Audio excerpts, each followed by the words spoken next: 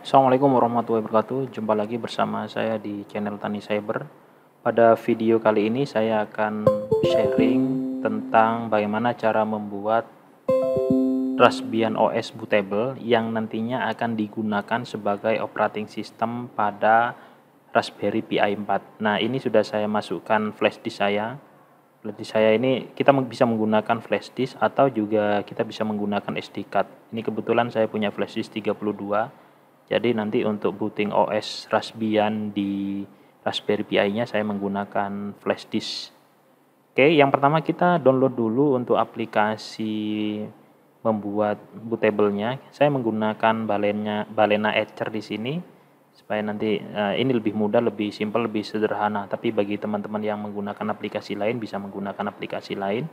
Ini saya untuk mendownloadnya bisa di sini. Kebetulan saya sudah memiliki dan sudah mendownload, jadi saya tidak usah mendownload lagi. Kemudian yang kedua, kita membutuhkan OS-nya, operating systemnya. Saya menggunakan Raspbian OS Buster desktop. Jadi teman-teman bisa download saja di raspberrypi.com. Nanti di situ akan langsung terdownload Raspbian atau RaspbiOS Buster-nya.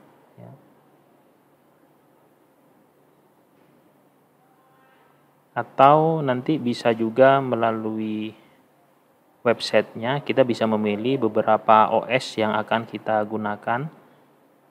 Kalau bisa kita gunakan yang desktop saja supaya nanti bisa mengoperasikan Raspberry kita itu by desktop. Nah, ini saya sudah punya dua aplikasi tersebut. Jadi ada Balena Etcher-nya yang digunakan untuk membuat bootable-nya. Kemudian kita install dulu ini ya untuk Balena Etcher-nya. Oke, saya sudah ekstrak juga untuk RaspbiOS-nya. Nah, ini tampilan untuk Balena cukup sederhana. Jadi yang pertama kita akan mengambil nanti OS-nya ada di sini ya, di folder. Ini adalah yang setelah saya ekstrak ini adalah ISO-nya, ukuran 8 gigaan. Kalau yang zip-nya tadi sekitar 3 giga, tapi setelah diekstrak menjadi 8,4. Oke, kita akan ambil dulu. Jadi OS-nya di sini tadi. Oke, setelah itu nanti kita flash disk-nya kita arahkan kemana source-nya. Nah, kebetulan di sini sudah terdeteksi 32 giga SanDisk. Nah, untuk beberapa hati-hati jangan salah ya, jangan salah nanti. Kalau salah nanti bisa-bisa laptop kita yang bisa menjadi RaspbiOS-nya ya. Nah, setelah itu kita lanjutkan starting. Nah, video ini saya percepat. Untuk proses ini agak lama, biasanya bisa-bisa sampai 15 sampai 20 menit ya. Ini saya percepat sampai 100 kali ya.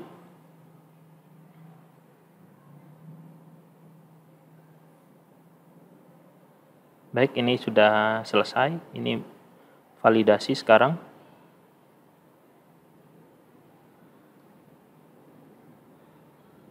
Oke, sudah selesai. Sudah komplit.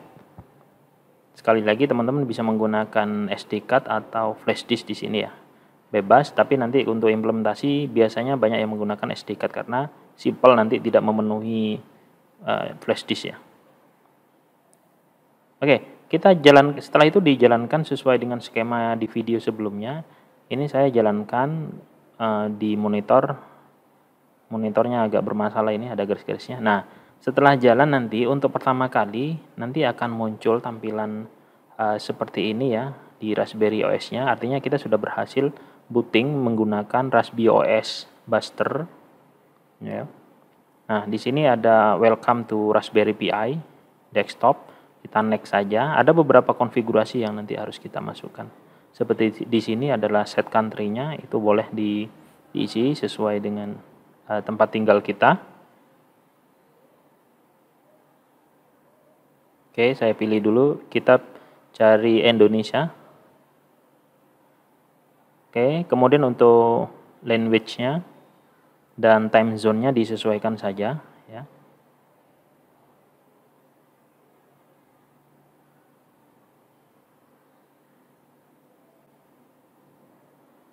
Oke, kita tunggu untuk setting location-nya.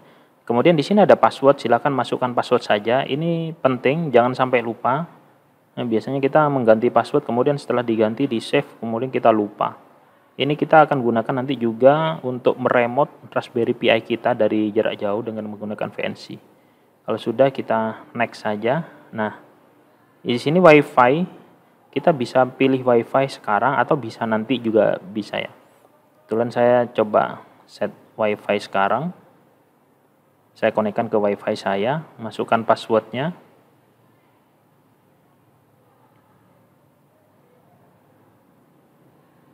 Oke. Kemudian ini proses untuk connecting ke WiFi network kita. Jadi di Raspberry Pi 4 itu sudah ada modul WiFi-nya tanpa harus menggunakan kabel. Tapi teman-teman yang mau menggunakan kabel sudah disediakan juga port gigabitnya di Raspberry Pi 4. Oke, ini sudah selesai komplit. Nah, apa yang harus disetting di sini? Untuk bekerja dari jarak jauh, misalkan kita tidak langsung menggunakan Raspberry, itu bisa disetting beberapa hal ya. Ini adalah menu-menunya. Untuk programming di sini sudah disiapkan beberapa environment, beberapa bahasa pemrograman ya. Ada Java, Jenny untuk HTML, kemudian ada Tony Python untuk pemrograman Python. Nah, di sini ada menu di sebelah kanan atas itu ada WiFi, kemudian ada Bluetooth, audio, dan jam tanggal, date time-nya. Oke, yang berikutnya kita akan setting di preferen atau di preferen, kemudian ada Raspberry configuration.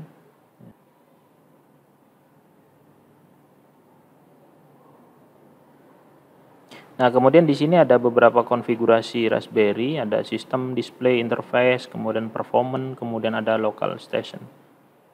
Nah, di bagiannya interface di situ ada beberapa aplikasi yang secara defaultnya masih disable.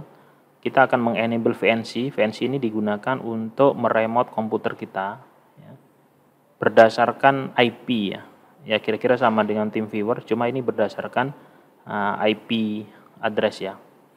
Nah, di pojok kanan itu ada namanya VNC di situ. Nah, kita bisa lihat, bisa cek ada IP. Kebetulan saya networknya dapat 66.227.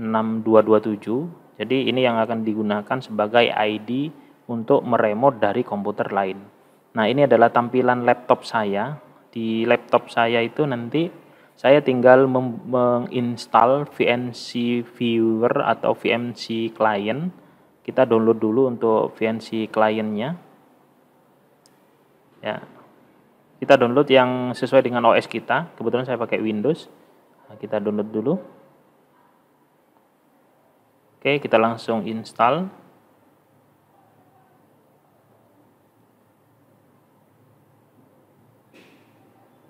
Ini di laptop saya networknya sudah jadi satu atau sudah jadi satu jaringan dengan Raspberry Pi saya, sama-sama connect ke WiFi yang sama.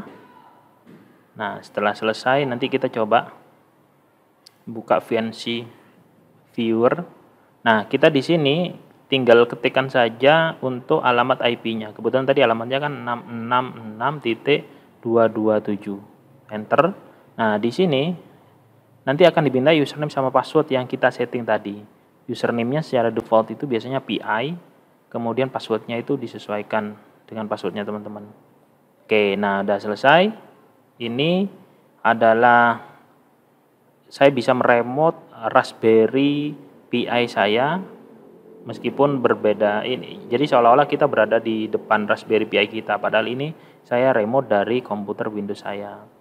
Jadi kita bisa meremote-nya dengan menggunakan komputer lain, bisa bekerja dengan komputer yang lain tanpa harus ada di depan Raspberry kita. Sama persis aplikasinya. Nah, ini dia. Jadi itu komputer saya yang di depan. Nah, itu kemudian kita bisa meremote-nya dari laptop saya yang di sini.